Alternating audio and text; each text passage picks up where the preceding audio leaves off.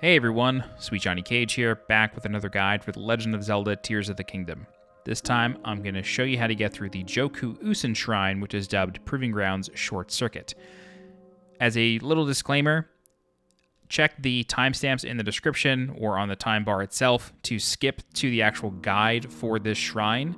In the beginning here, I'm just going to explain how we got to this shrine, because it does require a long explanation because it's really part of the story. So if you've already reached the shrine, just need help, feel free to skip all this and just go to the actual shrine guide, which is probably a few minutes into this video. But for those of you who are just shrine hunting and just looking for all the shrines and maybe have stumbled upon this video, there is a lot to explain here. By default, this area in Faron Sky is called Thunderhead Isles, and by default, this area is covered by a tempest cloud, and when you attempt to get into the tempest cloud, your vision is completely obscured and you're unable to see. That is because this whole island chain is part of a main story quest that the game attempts to prevent you from skipping into. And so what you need to do is you need to first complete the main story quest Regional Phenomena. That requires you to go to all 4 regions of the game, or all 4 major regions, solve their problems, and then you will have to report back to Lookout Landing. From there, you'll be sent on another quest that goes to a key location. I won't say what it is. Once you're done with that, you will then come back to Lookout Landing and be sent to the Faron region, where you need to do some investigation. You also have to go to Kakariko Village before that to do some investigation there. But eventually, if you follow that story quest, you will end up with access to Thunderhead Isles, and that tempest goes away, as you can see here. Now the islands are accessible to me. This is a very challenging part of the game, especially if you have a lot of hearts. The enemies do scale up in difficulty and will deal a ton of damage to you. If you need any assistance with Thunderhead Isles and you're going through, you can check the description for a link to my full walkthrough for Thunderhead Isles. I also cover this shrine in that walkthrough, as well as, how to reach the shrine at the end. So in case you need any help just getting through this island chain, very understandable. It is a very difficult place. Just check the description for my full walkthrough of that. But again, for those of you who are just here for the shrine guide, let's get on with that.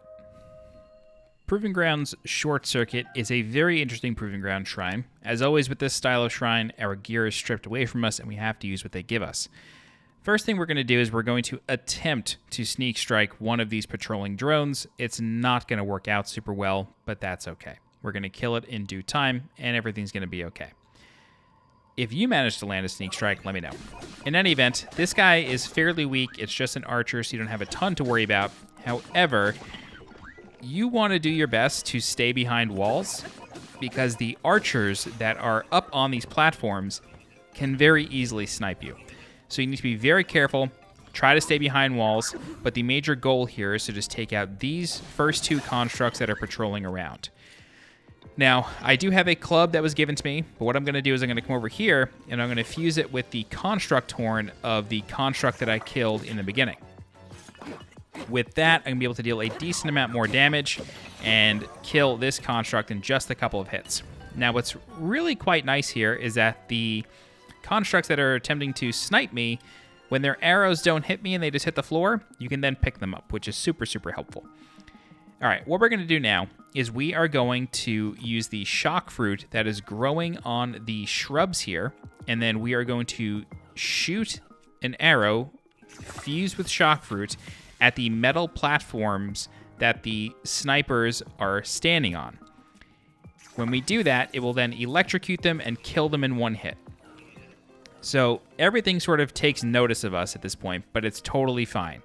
What we're able to do is we're able to jump up here, climb this ladder, and then we are going to glide over to the ladder in the distance over here, and you will notice a shock emitter available to us on this platform.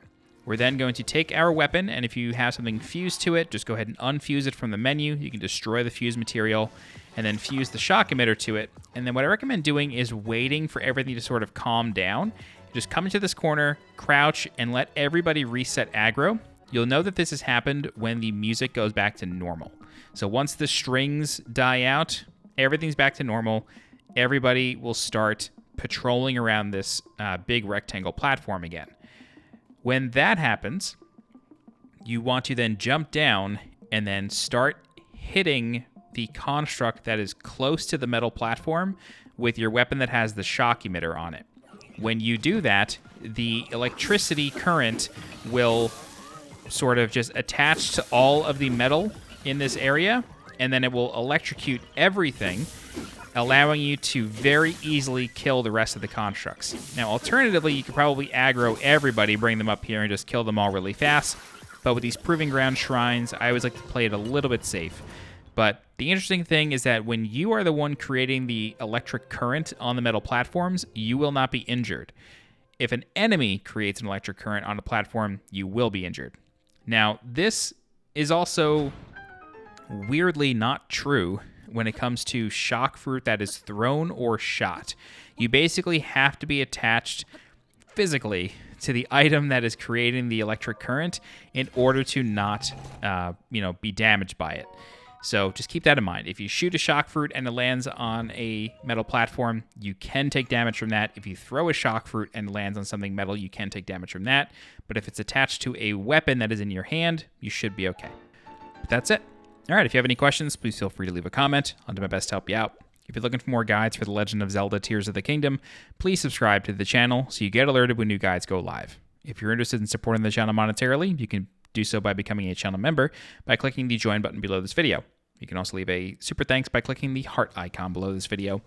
Don't forget to follow me on Twitter and join my Discord. The links for those are in the description below. As always, I'm SweetJohnnyCage. Thank you so much for watching, and I'll see you next time. Bye-bye.